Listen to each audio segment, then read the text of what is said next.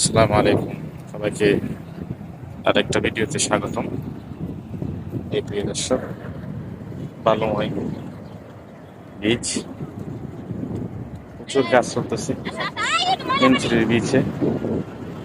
দেখতে পাচ্ছেন প্রতি শুক্রবারে চলে আসি ঘোরাঘুরি করার জন্য এনসিডির বিচে।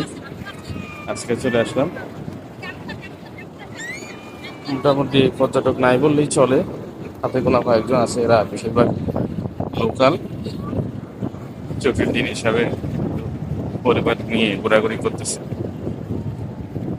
এই পর্যটক না থাকার কারণ বিভিন্ন ক্লাসের পরীক্ষা চলতেছে, সেই জন্য আসলে এমনিও পর্যটক বাড়া থাকে এবং সমুদ্রের বিচের পার চলে আসলাম।